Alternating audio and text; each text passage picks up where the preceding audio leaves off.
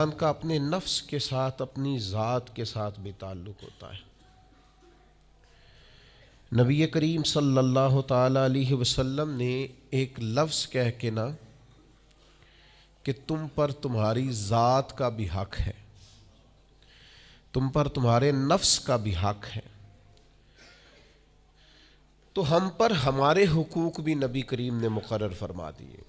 جناب عبداللہ ابن عمر خود فرماتے ہیں کہ سرکار نے مجھ سے پوچھا کہ عبداللہ یہ بات ٹھیک ہے کہ تم ہر روز ہی نفلی روزہ رکھتے ہو اور ہر رات ہی نفلی عبادت کرتے ہو؟ تو میں نے عرض کیا یا رسول اللہ صلی اللہ تعالی علیہ وسلم ایسا ہی ہے۔ اللہ کے پیارے حبیب علیہ الصلاۃ والسلام نے فرمایا ایسا نہ کرو۔ وہ نفلی روزہ رکھتے تھے، ہر روز ہر رات نفلی عبادت کرتے تھے، تو محبوب نے ان سے تصدیق کرانے کے بعد فرمایا ایسا نہ کرو، کبھی روزہ رکھا کرو، کبھی افطار کیا کرو، اور فرمایا کبھی نماز پڑھا کرو، کبھی سو جایا کرو۔ کیوں؟ اس لیے کہ حضور فرمانے لگے تمہارے جسم کا بھی تم پر حق ہے، تمہاری آنکھ کا بھی تم پر حق ہے کہ اسے نیند آتی ہے، تمہاری بیوی کا بھی تم پر حق ہے، اور فرمایا تم سے جو ملاقات کرنے کے لیے آتا ہے اس کا بھی تم پر حق ہے۔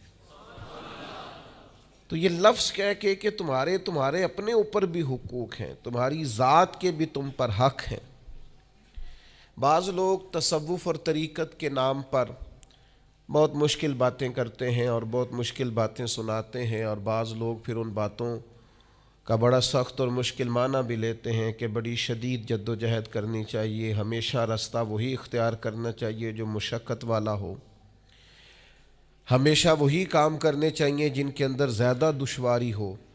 ٹھیک ہے، بعض اوقات مشقت والے کام، مجاہدے والے کام انسان کی نفس کی تربیت کے لیے بڑے اچھے ہوتے ہیں، لیکن ایسی مشقتیں، ایسے مجاہدے جو انسان کو اتنا کمزور کر دیں کہ وہ ضرورت کے جو حقوق ہیں وہ بھی پورے کرنے کے قابل نہ رہے، اس کی صحت پر ہی اثر انداز ہو جائیں، وہ آنے جانے والوں سے ملنے کے قابل ہی نہ رہے، وہ دیگر اس کے ذمے جو اس کے خاندان کے قبیلے کے بال بچوں کے حقوق ہیں وہ ادا ہی نہ کر سکے، تو اسلام اس کی بھی اجازت نہیں دیتا۔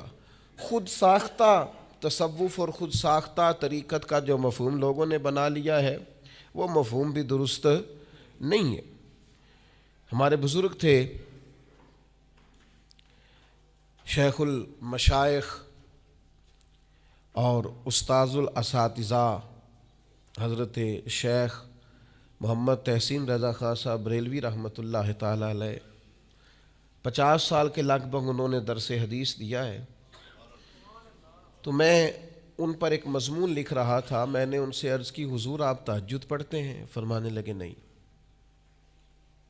میں عشاء جماعت سے پڑھتا ہوں، اس کو بھی سالوں بیت گئے، اور میں فجر جماعت سے پڑھتا ہوں، یہ بھی میری زندگی کا معمول ہے، لیکن میں سحری کے وقت اس لیے نہیں اٹھ پاتا کہ مجھے صبح 8 بجے بیٹھ کر بچوں کو درس حدیث پڑھانا ہوتا ہے، عشاء کے بعد مجھے مطالعہ کرنا ہوتا ہے، تو میں سمجھتا ہوں یہ بھی میرے لیے نفلی عبادت ہے، لہٰذا میں رات کو بھی کتاب و سنت دیکھتا ہوں اور سارا دن بھی کتاب و سنت پڑھاتا ہوں، امید ہے میرا رب مجھے تہجد کا اجر بھی عطا کرے گا۔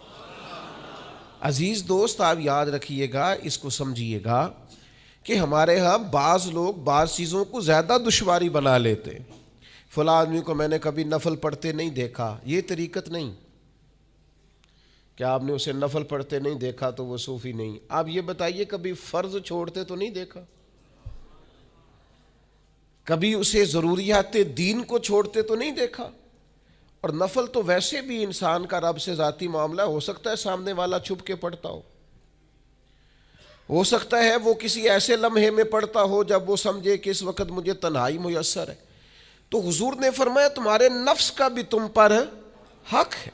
جن چیزوں کو اللہ رسول نے جائز قرار دیا ہے وہ کوئی شخص بھی استعمال کرتا ہے تو اس کو کوئی شخص ناجائز کر سکتا نہیں، کسی کو بھی اس کا اختیار اور حق حاصل نہیں ہے۔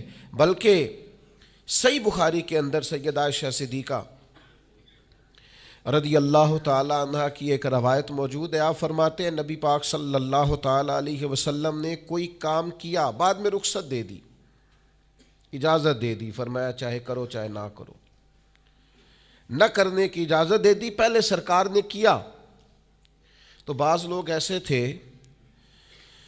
جنہوں نے اس رخصت سے فائدہ نہیں اٹھایا، وہ کام کرتے رہے، حضور نے اجازت دی تھی لیکن انہوں نے اس اجازت سے فائدہ نہ اٹھایا۔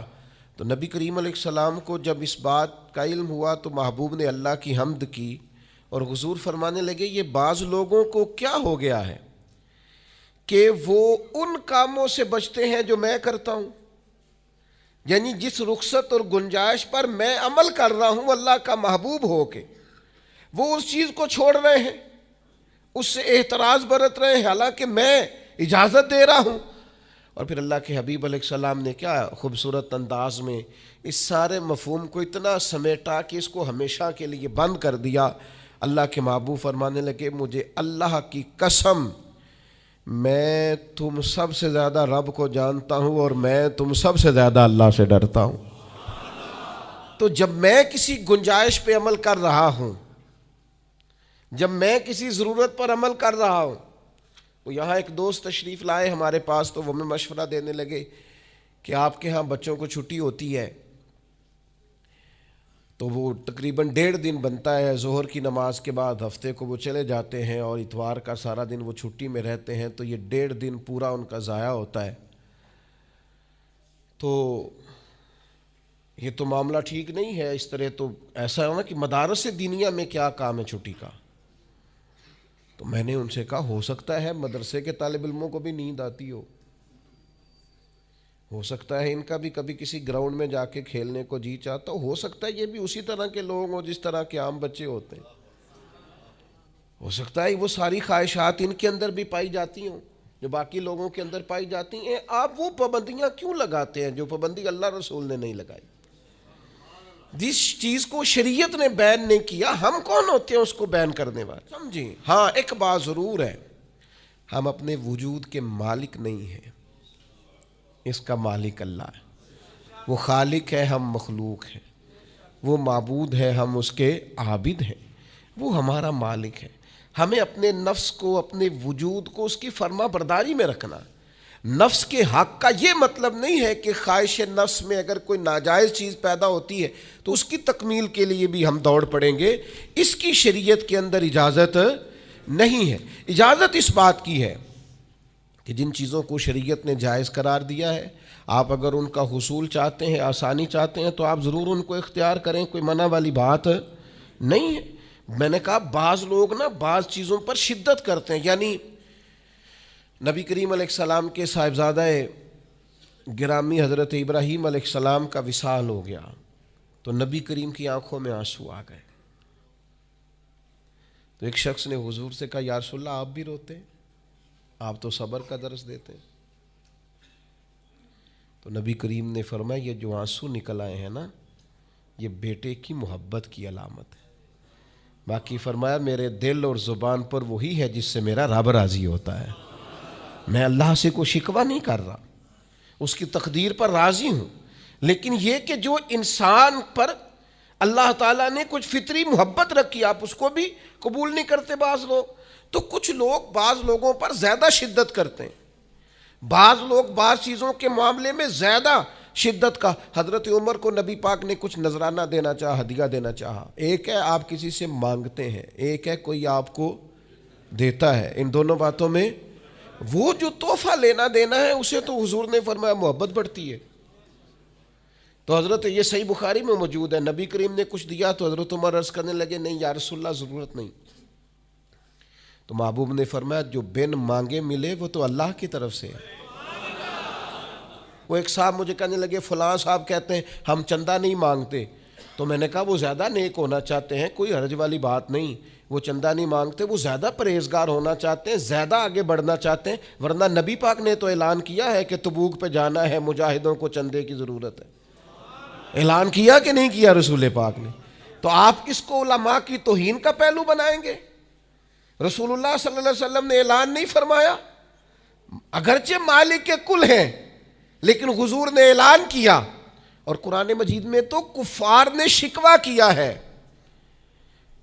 کہ رب ہم سے مانگتا ہے معاذ اللہ. اس کا معنی یہ ہے کہ اللہ فقیر ہے، ہم غنی ہیں. یا آپ 28ویں پارے میں دیکھ لیں کہ رب کہتا ہے قرض حسنہ دو، تو آپ کیا معاذ اللہ یہ آیتیں دے کے اللہ پر تنقید کریں گے؟ معاذ اللہ ثم معاذ اللہ، نقل کفر نباشت کہ اللہ لوگوں سے کہتا ہے میرے راستے میں خرچ کرو، اور ایک جگہ نہیں جگہ جگہ کہتا ہے.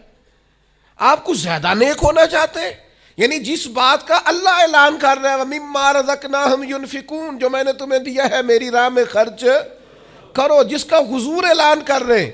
ایک شخص کھڑا ہو کے کہتا جی ہو مولوی چندے مانگتے ہیں. او خدا کے بندے، جو کام عین کتاب و سنت میں موجود ہے، تم کو ضرورت سے زیادہ نیک ہونا چاہتے ہو تو یہ تمہارا خود ساختہ دین ہے، یہ رسول اللہ کا دین نہیں ہے، یہ تمہارا. اور لوگ ہیں کہ کہہ رہے ہیں واہ واہ بڑی بات ہے.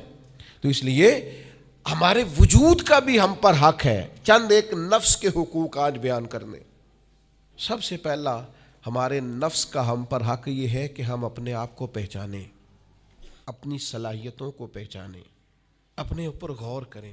قرآن مجید نے ارشاد فرمایا کہ بل الانسان علی نفسہ بصیرہ، فرمایا بلکہ انسان خود اپنے اوپر گواہ ہے، اسے اپنا پتہ ہے. بہانے بنائے تو بات الگ ہے، یہ خود پر گواہ ہے، اسے خبر ہے. انسان عالم اصغر ہے. ہم نہ اپنے آپ کو پہچانتے نہیں، ہمیں اپنی خوبیوں کا پتہ نہیں ہوتا. یہ جو ہم استاذ کے پاس جاتے ہیں نا، یہ جو ہم مرشد کے پاس جاتے ہیں نا، وہ ہمیں نکھار کے نا تو وہ ہماری خوبیاں ہماری آنکھوں کے سامنے کر دیتے ہیں کہ یہ تمہارے اندر صلاحیت ہے. وہ تراش کے نا پتھر کو تو اسے ہیرا بنا دیتے ہیں، وہ نکموں کو کام کا بنا دیتے ہیں. وہ کیا کرتے ہیں کہ وہ ہمیں ہمارے اپنے آپ سے آگاہ کر دیتے ہیں. یعنی ہے وہی تیرے زمانے کا امام برحق جو تجھے حاضر و موجود سے بیزار کرے اور موت کی شکل میں دکھلا کے تجھے جلوہ یار زندگی تیرے لیے اور بھی دشوار کرے. وہ جو تیرا جینا اوکھا کر دینا، مشکل نہیں میں کہتا، اگرچہ اردو ہے لیکن مشکل اور اوکھا، یہ اوکھا ذرا زیادہ وزنی ہے. جو جینا اوکھا کر دے وہ درویش ہوتا ہے، جو تیرے لیے مشکل کر دے. بھائی اپنے آپ کو پہچانے، اپنے اوپر غور کریں. اللہ تعالیٰ نے بنایا ہے اور بنانے والا کہتا لقد خلقنا الانسان فی احسن تقویم. بنانے والا کہتا ہے میں نے تجھے بڑی بہترین ساخت میں بنایا. او انسان میں نے تجھے بڑا ہی سونا بنایا.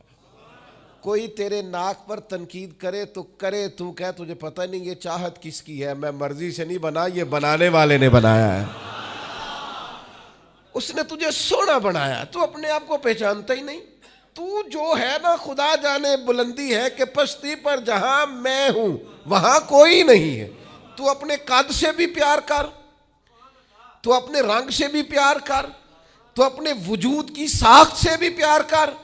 اور پھر وہ کہتا ہے تجھے بنایا، باقی سارا کچھ تیرے لیے بنایا. هو الذی خلق لکم ما فی الارض جمیعا. رب کہتا ہے زمین میں جو کچھ ہے نا میں نے سارا تیرے لیے بنایا. تجھے اللہ رسول کے لیے بنایا ہے، اور باقی زمین میں جو کچھ ہے وہ سارا تو پہچانتا ہی نہیں. یہ ہر چیز مسخر ہے تیرے سامنے. اتنا بڑا ہاتھی ہوتا ہے اور ایک عام آدمی ہلکی سی چھڑی لے کے اسے چلا رہا ہوتا ہے. اونٹ کتنا لمبا چوڑا وزنی ہوتا ہے لیکن ایک عام آدمی اس کے ناک میں نکیل ڈال کے اسے گھما رہا ہوتا ہے. کتنی بڑی بھینس ہوتی ہے لیکن چھوٹے سے بچے نے مہار پکڑی ہوئی ہوتی ہے. ایک عام آدمی پائلٹ بن کر جہاز پہ بیٹھتا ہے اور منوں ٹنوں کے حساب سے وزن ہے، افراد ہیں، لیکن ہواؤں پر سواری کر کے اسے چیرتا ہوا وہ مہینوں کی منزلیں گھنٹوں میں طے کر کے کراس کرتا ہے. تسخیر کائنات کے لیے تجھے بنایا ہے، تو سو رہا ہے، تو جاگتا ہی نہیں، تو اپنے آپ کو پہچانتا ہی نہیں. اقبال سے کسی نے کہا میں رب تک جانا چاہتا ہوں، تو اقبال کہنے لگے عجب نہیں کہ خدا تک تیری رسائی ہو، پر تیری نظر سے تو پوشیدہ ہے آدمی کا مقام. تو بندے کے مقام کوئی نہیں سمجھ سکا ابھی تک. من عرف نفسہ فقد عرف ربا. درویش کہتے ہیں جو اپنے آپ کو پہچان گیا وہی تو اپنے رب کو پہچان گیا ہے. عزت نفس کا بھی خیال کریں، اپنے آپ کو رسوا نہ کریں۔ اللہ نے عزت دی ہے تو اپنے آپ کو ذلت کی جگہ پر کھڑا نہ کریں، تہمت والی جگہ پہ اپنے آپ کو کھڑا نہ کریں، کبھی اپنے آپ کو اتنا کمزور نہ کریں۔ جھکنا ہے رب رسول کے سامنے، بلا وجہ دنیا داروں کے، سیٹھوں، نوابوں کے اور وزیروں مشیروں کے سامنے اپنے آپ کو رسوا نہ کریں، کسی کی گاڑی کے پیچھے بھاگ کے اللہ کی دی ہوئی شان کو کمزور نہ کریں، ذلت کی جگہ پہ اپنے آپ کو کھڑا نہ کریں۔ شریعت اسلامیہ نے مومن کا وقار کیا بیان کیا ہے؟ رب کریم نے فرشتوں سے جب مشورہ کیا تھا نا بندہ بنانے کے لیے، انسان کی تخلیق کے لیے، تو وَإِذْ قَالَ رَبُّكَ لِلْمَلَائِكَةِ إِنِّي جَاعِلٌ فِي الْأَرْضِ خلیفہ، اللہ نے فرشتوں سے فرمایا میں زمین پہ اپنا نائب بنانا چاہتا ہوں۔ اوہو، کبھی آپ اس کو سمجھ جائیں نا کہ یہ عزت کا تاج کیا ہے۔ رب کہتا ہے میں نے تجھے زمین پر اپنا خلیفہ بنایا ہے، تو نائب ہے میرا، اور کتنا تو پروقار ہے اور تو کتنا طاقتور ہے انسان، تیرے اندر کتنی صلاحیتیں ہیں۔ سورہ احزاب میں اللہ کریم فرماتے ہیں رب نے اپنی امانت زمین و آسمان پر رکھنی چاہی تو زمین و آسمان نے انکار کر دیا اللہ کی امانت کو اٹھانے سے، وَحَمَلَهَا الْإِنسان، اور انسان نے اس امانت کو اٹھا لیا، کہا مالک میں تیری امانت اٹھاؤں گا، میں تیرا نام لے کے گلیوں میں گھوموں گا، میں تیری توحید کے ڈنکے بجاؤں گا۔ حضرت انسان نے کہا میں تیرے نام کے نعرے لگاؤں گا، میں تیری عبادت کروں گا، میں تیرے لیے نکلوں گا، میں تیرے لیے خیرات کروں گا، میں تیرے رشتے میں اپنی صلاحیت۔ وَحَمَلَهَا الْإِنسان، انسان نے امانت اٹھائی اور کہا مالک میں نکلوں گا تیرے نام کی سربلندی کے لیے، میں تیرے نام پر جہاد کروں گا، اگر جان دینی پڑی تو دعائیں مانگ مانگ کے کہوں گا مالک میں تیرے رستے میں شہید ہونا چاہتا ہوں۔ اللہ کی امانت کو حضرت انسان کیوں اپنے آپ کو رسوائی والی جگہ پہ کھڑا کرے، کیوں کمزور کرے؟ بہت پہلے کہا تھا، فقیر آدمی ہوں، جو باتیں کہتا ہوں کوشش کرتا ہوں سوچ سمجھ کے کہوں۔ بہت پہلے کہا تھا میں نے کہ جو اپنی برادری کو بڑا جانتا ہے اس کی زیادتی نہیں، زیادتی اس کی ہے جو اپنی برادری کو سب سے چھوٹا جانتا ہے۔ تو بڑا نالائق ہے، تو کہتا ہے میں چھوٹی برادری میں پیدا ہوا ہوں، تو مرضی سے پیدا ہوا ہے، یہاں تجھے تیرے رب نے پیدا کیا ہے۔ جو ماں تیرے، میں نے ایک دفعہ کہا کچھ دوستوں سے، کہنے لگے کدھر جا رہے ہیں؟ میں نے کہا اپنے والد صاحب کے مزار پہ۔ کہنے لگے پیر تھے؟ میں نے کہا نہیں۔ عالم تھے؟ میں نے کہا نہیں۔ کسی بہت بڑے ادارے میں کسی صدر نشین کی سیٹ پہ بیٹھتے تھے؟ میں نے کہا نہیں، وہ ٹریکٹر پر بیٹھ کر کھیتوں میں ہل چلاتے تھے، شام کو بھینسوں کا دودھ دھوتے تھے، وہ کسان تھے، وہ محنت کرتے تھے، پھر وہ تاجر تھے، چھوٹی سی تجارت کرتے تھے۔ لیکن مجھے اگر کوئی کائنات میں پوچھے گا نا خوش نصیب کتنے ہو، تو میں کہوں گا میں نے اس طرح کا باپ نہیں دیکھا جس طرح کا اپنا باپ دیکھا، اس لیے کہ میری شخصیت میں اگر کوئی نکھار ہے تو سب سے زیادہ رنگ میرے ابا جی کے بھرے ہوئے، تو میں کیسے انکار کروں؟ سب سے زیادہ ان کے دیے ہوئے رنگ ہیں شخصیت کے اندر، ماں باپ کے۔ او بھائیوں، ناز کے ساتھ زندگی گزاری جاتی ہے، کبھی اپنے آپ کو رسوائی والی جگہ پہ کھڑا نہ کریں، کبھی اپنے آپ کو کمزور نہ کریں، مضبوط رہیں، طاقتور رہیں۔ اور تیسری بات، ایک تو اپنے نفس کو پہچاننا ہے، دوسرا اپنی عزت کرنی ہے۔ کس کی عزت کرنی ہے؟